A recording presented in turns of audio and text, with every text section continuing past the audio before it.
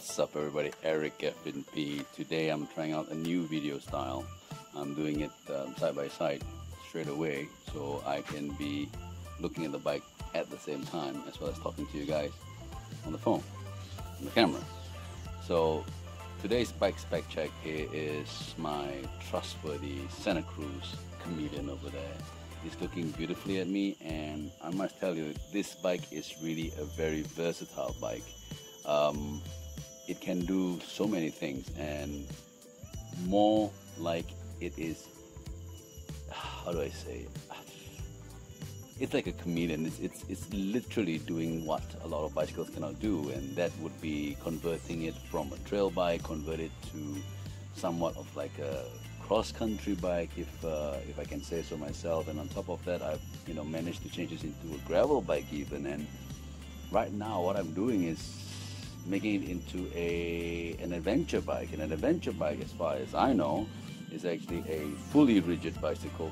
And as you can see, it's got no suspension whatsoever. The only thing that I may want to do for this one is to add a dropper post for it. But other than that, it's one of those bikes which is just, I don't know, it's beautiful to own. Now after having gone through so many changes to the bike, I fully understand how and why people are so in love with this bike. It's fantastic. I will be showing you some images hopefully of how my other renditions of the bike has been, namely the trail version as well as the gravel version. I've not done this in any other versions, and the trail version was actually even in a 650B.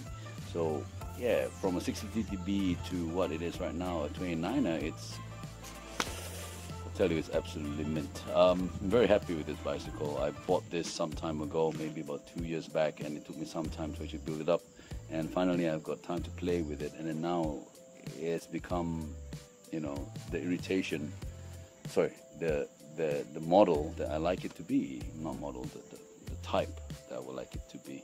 So without further ado, gentlemen and ladies, let's go into the bike spec check. And this one here will be a reasonably interesting one because of what I've done to the bicycle.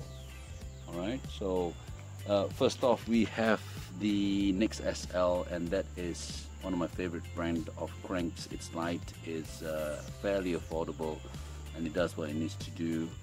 This one here is mated with a 170 and 34 teeth, if I'm not mistaken. So I didn't do much to this one here.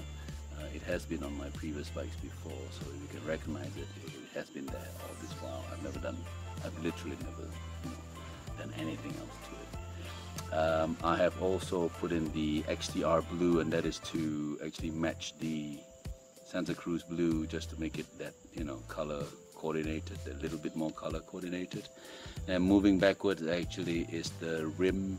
This is race face AR24mm. I must say that the internal dimension for this rim is actually spot on for a lot of things: cross country, light trail to medium trail, as well as gravel, because 24 actually is good and light. So I managed to get this offhand, secondhand from a seller who was very nice. He let it go for a very, very low price, and I'm very thankful for him. And mated this with ARC hubs, as you can see over there. There you go, ARC hubs, and these are Chinese ARC hubs. And don't get it wrong, those hubs, they are cheap, but man, the engagement is absolutely solid. That's like 112 if I'm not mistaken. So the sound itself is buzzing, like it's really loud. It's very similar to the sound of Industry 9, but at a fraction of the cost. Cassette is actually from China, 52 teeth biggest, and the smallest would be on 11 teeth if I'm not wrong.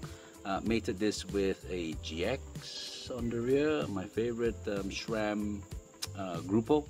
Strong, lasting, and hassle-free. Not the crispiest of the lot, but hassle-free. I like it. I've mated this wheel set with specialized Renegade tires. These are actually quite light, 29.3 They're quite light, these. You can see 29 and by 2.3. There you go. Sorry, the visual. See. Okay. Folks, I am working on this format the first time, so I hope you forgive me if I'm not doing it very well. Okay, so Renegade tires, very good, very lightweight, and they are absolutely fast. Okay, coming in at about 700 grams, this tire flies. Okay, believe it or not, on this bike I actually did my first KOM on a new trail in Singapore called the Windforce Trail. I was very happy with it on this bike because, man, previously I was on a 160 front and back for the disc brakes, the rotors, and they were painful. I couldn't stop. I'll put it up next time around for you guys to see. Let me know what you think. Moving along, so Nukeproof seat clamp just to make the color coordination again. And if you can see from the bottom, the Nukeproof saddle again in blue, again for color coordination. Moving to the back, still would be our MT2s. Now these are only MT2s, but I have upgraded the brake pads to be the sintered one, so it would have a better braking power, and so far I've got no complaints. The rear is actually with 160 rotors. Again, when I was using it on the gravel, I've got no problems. It performed very well, in fact. Yeah. The BB would be Nukeproof again. Nukeproof sells good and workable products, so I'm not going to complain too much about their products. You know, price-wise, they are actually very affordable. And on top of that, with regards to the color scheme and everything else, it helps a lot of people.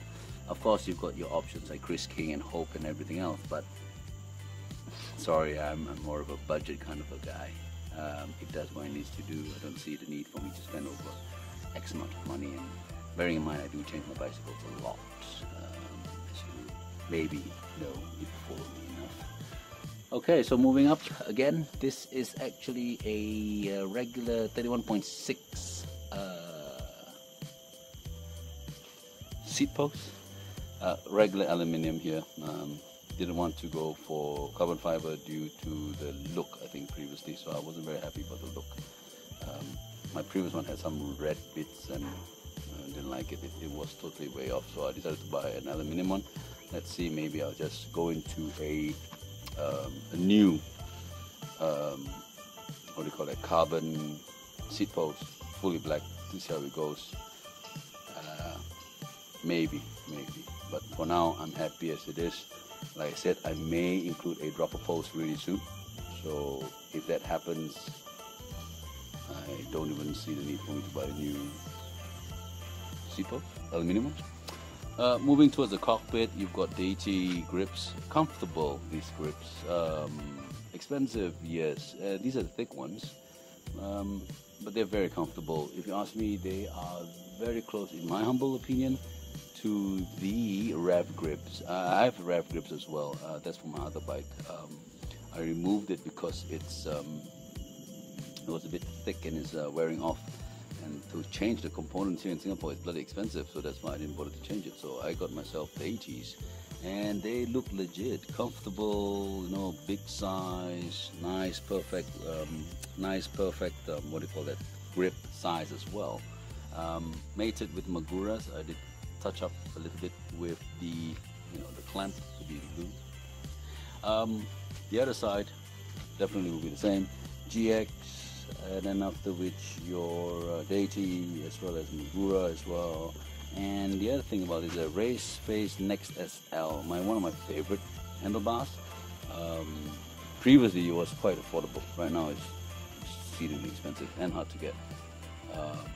The stem, however, is an FX. And this one here is actually 60 mm, if I'm not wrong. Yeah, it's a 60 mm stem, and it works fine because this here is a size small, and I managed to manipulate the geometry slightly by tweaking the handlebar and stem, and it works perfectly okay. In my opinion, I felt quite comfortable using it. The headset is the ever faithful Cane Creek 40. Not very expensive, but bomb-proof as well. Not like Chris King's, but it does what it needs to do. Moving to the front, just to let you see how the cockpit now looks like. Oh yeah, I've got the sticker there. I don't know if you can see there, the sticker over there. That is actually an aftermarket one. I got it to make it look a bit more aggressive. Yeah, so the cockpit looks like that. I like how this setup is. The sweep and everything else is fantastic on the Nyx SL. Moving downwards is actually a carbon fork from China. I got this previously to build up for my gravel bike, and however this one here, it's magnificent. It's affordable. It's 100 something Singapore dollars, and then after which I just didn't want to spend money to bleed the front brick again, and therefore I put up a cable holder over there.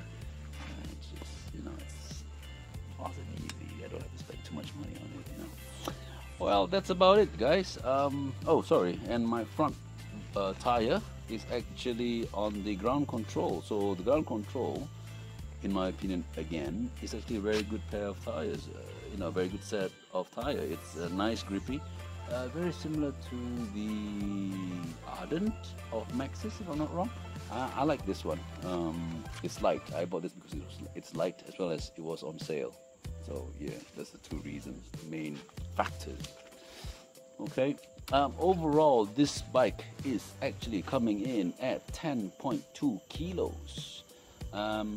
I guess I can lighten this even further if I were to go into carbon rims maybe, and on top of that carbon seat post, but everything else I think it's yeah, it's quite respectable, you know, a weight for a bike like this, and I think overall I can't have any complaints.